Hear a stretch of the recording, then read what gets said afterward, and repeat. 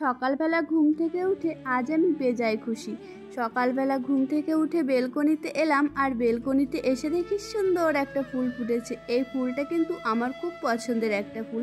তাছাড়া সব রকমের ফুলই আমার খুব পছন্দের।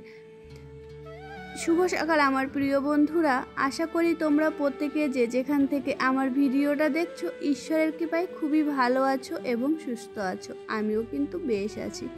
আজ হচ্ছে সোমবার আর জুন মাসের 3 তারিখ। এখন সময় হয়ে গেছে ওই সকাল 7:30। সকালবেলা ঘুম থেকে উঠে ফ্রেশ হয়ে আমি চলে এসেছি নিচে। আর নিচে এসে প্রথমেই তো রান্নাঘরে চলে এসেছি।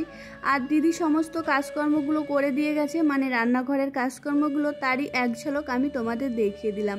আর এখানে এই যে দুধটাকে আমি এখন বসিয়ে দিয়েছি, জাল হবে তার জন্যে। আর এই সাইডে আমি বসিয়ে দিয়েছি চা। প্রথমে লিকার চাটা করে নেব, তারপর আমি দুধ চাটা করব।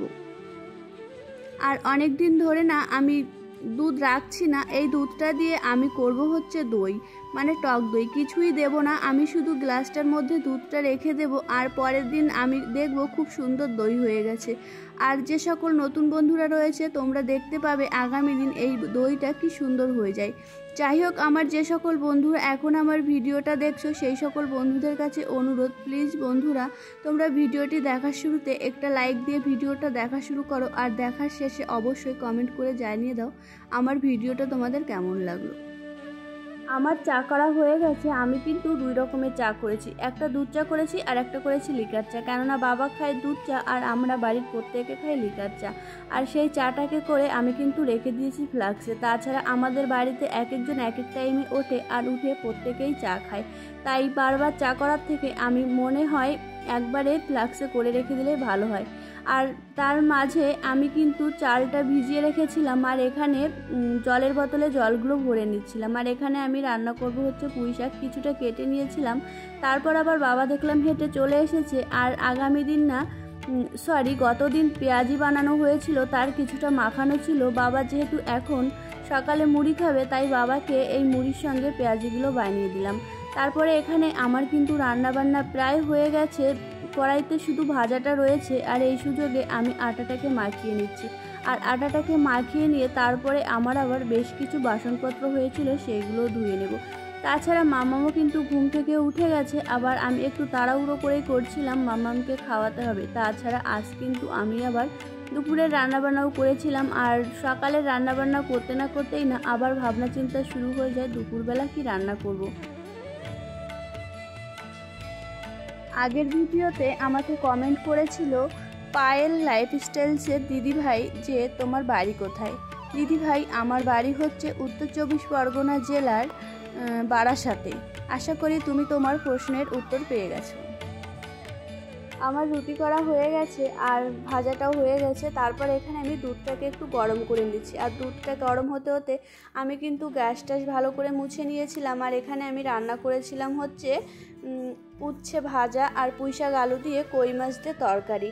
আর এখানে যে রুটিটাও করা হয়ে গেছে। আর রুটি করার পরে আমি না বেলন পিঠেটাকে এখানে বেসিনে ভিজিয়ে রেখে দিলাম, এটা আমি পরে এসে ধুয়ে নেব। আর দুধ নিয়ে আমি উপরে চলে এসেছি। উপরে এসে মামামকে ব্রাশ দিয়ে দিয়েছি, মামাম ব্রাশ করছে। আর আমি এই ফাঁকে ঘরে জলের বোতলে জল ভরে নিচ্ছি। তাছাড়া আমি কয়েকদিন ধরে লক্ষ্য করছি আমার কিন্তু বেশ কিছু নতুন বন্ধুরা এসেছে। তো সেই সকল বন্ধুদের অনেক অনেক ভালোবাসা আমার পরিবারে আসার জন্যে, আর আমাকে এত ভালোবাসা দেওয়ার জন্যে। আর আমার সেই সকল বন্ধুরা নিশ্চয়ই লক্ষ্য করেছো আমিও কিন্তু চলে গেছি তোমাদের পরিবারে। আর বন্ধুরা, পুরনো বন্ধুরা যারা রয়েছে তাদের কথা কি বলবো, তারা প্রতিনিয়ত আমাকে এত সুন্দর সুন্দর কমেন্ট করছো আর এত ভালোবাসা দিচ্ছ। আর বন্ধুরা, তোমাদের একটা কমেন্ট, একটা লাইক আর একটা সাবস্ক্রাইব আমাকে কিন্তু অনেক উৎসাহ দেয়।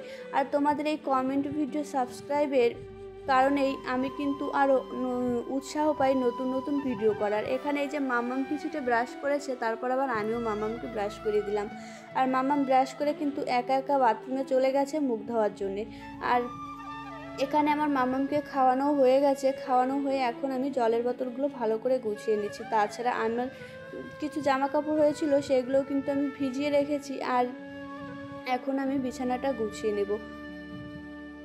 আমার প্রিয় বন্ধুদের কাছে আমি অনুরোধ করছি, প্লিজ বন্ধুরা, তোমাদের যদি ভালো না লাগে তবে তোমরা কিন্তু চ্যানেলটাকে সাবস্ক্রাইব করো না, তারপরে চ্যানেলটিকে সাবস্ক্রাইব করে আবার যখন আনসাবস্ক্রাইব করে দাও তখন না খুবই খারাপ লাগে। কেননা অনেক কষ্ট করে ভিডিওগুলো করি তো, আর আমার সাবস্ক্রাইবার সংখ্যা যেহেতু বেশি না, আমার কিন্তু সবই দেখা যায়, তাই খুবই খারাপ লাগে একটা বাচ্চাকে সামলে সংসারের কাজকর্ম করে তারপর আবার নিজের জন্যে কিছুটা সময় পাই, সেই সুযোগটাই হয়তো বা আমি এই ভিডিওর কাজকর্ম করি। এত কষ্ট করে ভিডিও করে যখন দেখি তোমরা সাবস্ক্রাইব করে আবার আনসাবস্ক্রাইব করে দিচ্ছ, তখন কিন্তু খুবই খারাপ লাগে।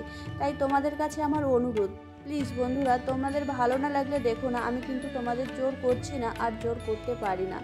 ভালো না লাগলে তোমরা একটু দেখে বেরিয়ে যেতে পারো, কিন্তু ভিডিওটা পুরো টেনে টেনে দেখবে না বা চ্যানেলটাকে সাবস্ক্রাইব করে আনসাবস্ক্রাইব করে দেবে না। আর এখানে আমার বিছানাটা গোছানো হয়ে গেছে, এখন আমি বিছানাটা ঝেড়ে নিলাম। আর প্রতিদিনের মতন সেম প্রসেসে আমি কিন্তু চাদরটা গুজে নেব। আর ওই কোলবালিশগুলো ওইখানে দিয়ে রেখে দেবো, কেননা মাম্মাম না খাটের উপর লাফালাফি দৌড়াদৌড়ি সবই করে।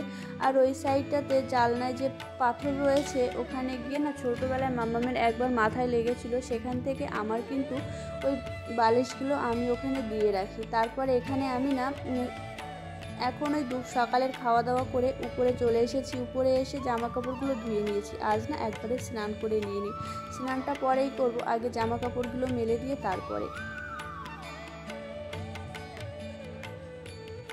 আগে যে দিনের যে জামা কাপড়গুলো ছিল সেইগুলো আমি তুলে নিলাম, আর আজকে জামা কাপড়গুলো মেলে দিলাম।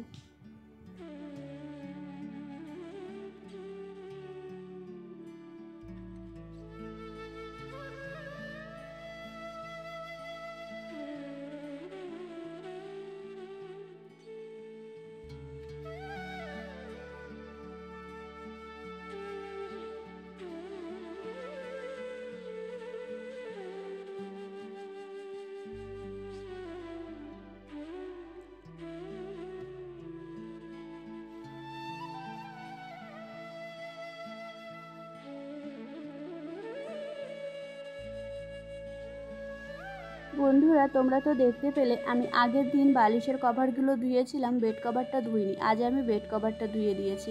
আর বেড কভারটা নাড়তে গেলাম, প্লাই থেকে না একটু ধুলো লেগে গেল, সেই বেড কভারটাকে এখন আমি আবার ধুয়ে নেব। তবে একটা সুবিধা হলো কি, আমাকে আর নিচে যেতে হলো না, আমাদের ট্যাঙ্কিটা যেহেতু ওপরে রয়েছে, আমি ওপর থেকেই না বিছানার চাদরটাকে ধুয়ে নিলাম। আর ওখানে প্লাইটা রাখা হয়েছে, মাম্মাম আর মাম্মামের ভাই যেহেতু ছোট, ওরা কিন্তু অনেক সময় চোখের আড়ালে না উপরে উঠে যায়, আর উপরে রেলিং যেহেতু লাগানো নেই, তার জন্যে কিন্তু ওই প্লাইটা ওখানে দিয়ে রাখা হয়েছে। বন্ধুরা, তোমরা ভিডিওটা দেখতে থাকো, আর তোমরা ভিডিওর শেষে একটা জিনিস দেখতে পাবে। আশা করি তোমাদের সেই জিনিসটা খুবই ভালো লাগবে।